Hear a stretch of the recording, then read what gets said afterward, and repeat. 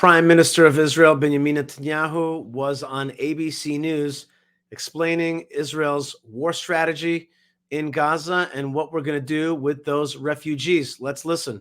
Victory is within reach. We're going to do it. We're going to get the remaining Hamas terrorist battalions in Rafah, which is the last bastion, but we're going to do it, and in this I agree with the Americans.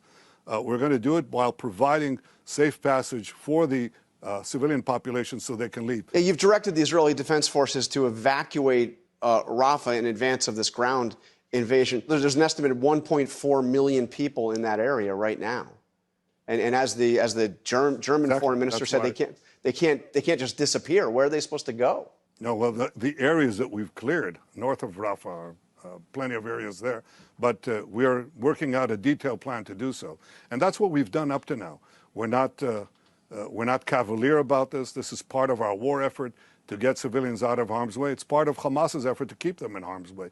But we've so far succeeded, and we're going to succeed again. Those who say that under no circumstances should we enter Rafah are basically saying, lose the war, keep Hamas there. Okay, so strong words by Netanyahu at the end there saying, listen, if we don't get rid of Hamas in Rafah, then we would have lost the war. And that's what people want. And he said something that I agree but disagree with. He says the Hamas wants to keep the civilian population there. We want to get them out of harm's way. Hamas wants to keep them there. But it's not just Hamas, is it? It's parts of the American administration. It's the very guy you're being interviewed by on ABC News. They're saying, well, what are you going to do with the civilian population? And the simple answer is not being said.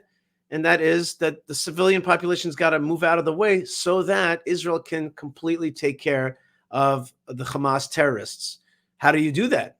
Not so complicated. You turn off the electricity, you stop the flow of water, you stop the flow of food, and stop the flow of medicine, and stop the flow of fuel. No fuel, no electricity, no ventilation of the tunnels, and the terrorists are going to come out or they're going to die. And that's the way to do it. We got to force those guys out of there and shoot them and kill them. And we got to take care of that problem.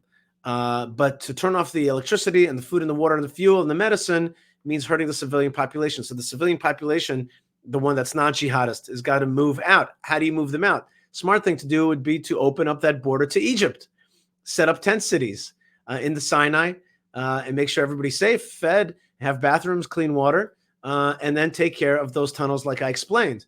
But it's not just a Hamas that doesn't want to move out the civilian population. It's the Arab world. It's parts of the American administration. It's on ABC News. They want to keep those guys stuck so that Israel will be choked and won't fight properly. It will fight with its hands tied behind its back. So there's kind of like a little bit of fibbing going on every side, because Netanyahu is not telling you the truth either, which is that the international community, the one that's tacitly supporting Hamas, they're the ones that don't want to see the civilian population moving out of the way. But that's what should be done. That's what has to be done. And in the end, we've got to destroy this terrorism. If not, these terrorists, the Hamas, will continue to subdue and subjugate the Arab civilian population, get them on their side, also brainwash them, and they'll continue to attack Israel. It's time to take care of this problem once and for all.